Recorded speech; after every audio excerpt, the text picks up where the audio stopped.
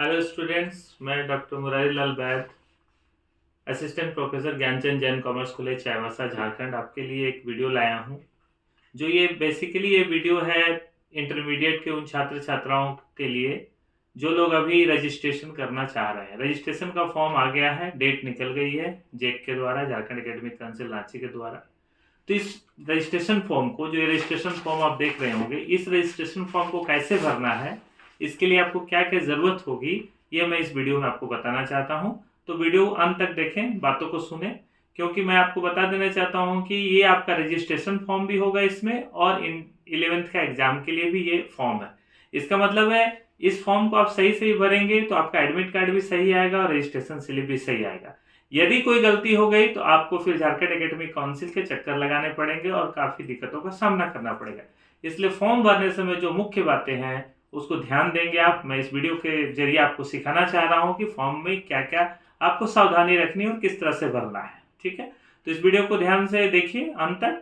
सबसे पहले मैं बता देना चाहूंगा कि सबसे ऊपर में code and name of institution लिखा हुआ है। इसमें जिस कॉलेज में आप पढ़ रहे हैं, जिस स्कूल में आप पढ़ रहे हैं, उसका कोड डालना है और राइट साइड में उसका नाम लिखना है। कोड के लिए बॉक्स बने हैं और राइट साइड में उसका नाम आप लिखेंगे। जैसे हम जीसी जैन कॉमर्स कॉलेज का 52004 डालते हैं और उसके बाद GC Jain commerce college Chaibasa लिखते हैं। नंबर 1 में नेम ऑफ द स्टूडेंट्स है, आपका पूरा नाम लिखेंगे। पूरा नाम लिखने समय आपका नाम के बाद जो मिडिल नेम होगा तो एक बॉक्स छोड़ेंगे, फिर सरनेम लिखेंगे तो एक बॉक्स छोड़ेंगे। ध्यान रहे ये पूरा फॉर्म आपको ब्लैक बॉल पेन से भरना है। आप दूसरे कलर का यूज नहीं करेंगे, ब्लैक बॉल पेन से भरेंगे, क्योंकि फॉर्म आपका स्कैन होगा। इसलिए एकदम ये कंठस्थ रखिए, ध्यान रखिए कि इसको आपको ब्लैक बॉल पेन से भरना है। तो सबसे पहले नंबर 1 में नेम ऑफ द स्टूडेंट्स, आप नाम, जैसे आपका नाम मान लीजिए राम सिंह मोहन है, राम सिंह राय है, तो राम लिखेंगे, मिडिल नेम सिंह है, एक बॉक्स को छोड़ेंगे, उसके बाद राय लिखेंगे, एक बॉक्स छोड़ेंगे। इसके बाद डेट ऑफ बर्थ है, डेट ऑफ बर्थ को सही सही लिखेंगे। जो मेट्रिकुलेशन के सर्टिफिकेट में डेट ऑफ बर्थ है उसी को फॉलो करेंगे, गलत ना करेंगे, क्योंकि इस फॉर्म को गलत आप भर दिए तो आपका एडमिट कार्ड 11 का रजिस्ट्रेशन स्लिप दोनों गलत हो जाएगी और आपको दिक्कतों का सामना करना पड़ेगा। नंबर 3 में जेंडर है, मेल है या फीमेल, उसमें टिक लगाना है। नंबर 4 में दिव्यांग, यदि कोई फिजिकल डिसेबिलिटी है, जो दिव्यांग है, जो विकलांग होंगे, अगर वो ब्लाइंड है या और कोई भी विकलांग है तो उसमें टिक लगाएंगे, नहीं तो नन में टिक लगाएंगे। याद रखेंगे यदि वो दिव्यांग है तो अपना दिव्यांग का सर्टिफिकेट इसके साथ अवश्य देंगे, उसकी जीरोक्स। नंबर 5 में कास्ट है, तो जनरल में टिक लगा सकते हैं, SC ST BC1 BC2। अगर आप जनरल है तो आपको सर्टिफिकेट की जरूरत नहीं, केवल टिक लगाएंगे। यदि आप SC ST OBC BC1 BC2 कुछ भी हैं तो टिक लगाएंगे। और इस फॉर्म के साथ आप कास्ट सर्टिफिकेट ऑनलाइन वाला जरूर बना के रखें, इसको आपको जमा देना होगा, तभी आपको कास्ट का बेनिफिट मिलेगा। इसलिए ST SC OBC छात्र छात्राओं से मैं रिक्वेस्ट करता हूं कि आप अपना ऑनलाइन कास्ट सर्टिफिकेट इसके साथ जरूर दें। इसका 6 नंबर में रिलीजियस है, आप हिंदू हैं, मुस्लिम हैं, सिख हैं, ईसाई हैं, उसमें टिक लगा देंगे। नेशनलिटी में सब कोई इंडियन है, इंडियन में लगाएंगे। स्टूडेंट आधार नंबर, आपका आधार कार्ड का जीरोक्स इसके साथ देना है और आधार नंबर यहाँ पर सही सही आपको लिखने की आवश्यकता है।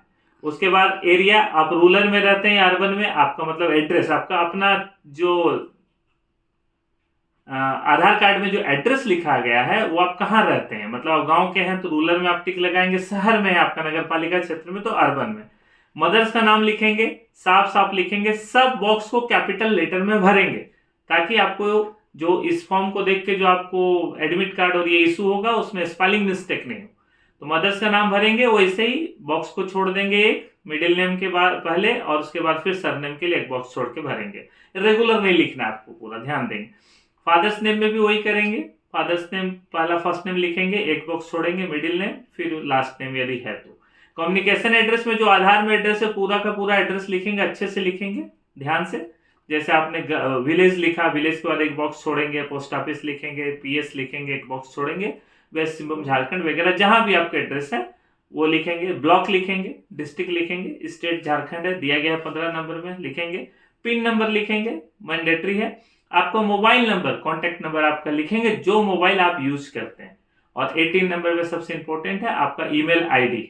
ईमेल आईडी आप जरूर बना लें और ईमेल आईडी के तहत आप इसको, ईमेल आईडी आप अपना साफ साफ लिखेंगे। ईमेल आईडी आप कैप्स लॉक में लिख सकते हैं, क्योंकि वो आपको साफ होना चाहिए, दिखना चाहिए। फिर आपने 19 नंबर में भरना है क्लास 10 जो आप पास किए हैं, किस बोर्ड से पास किए हैं, जेक से किए हैं या अदर्स से, वो लिखना है। ईयर ऑफ पासिंग, कब पास किए मैट्रिक, रोल कोड लिखना है मैट्रिक का, रोल नंबर मैट्रिक का, और मैट्रिक का रजिस्ट्रेशन नंबर आपको लिखना है, ये ध्यान रखेंगे।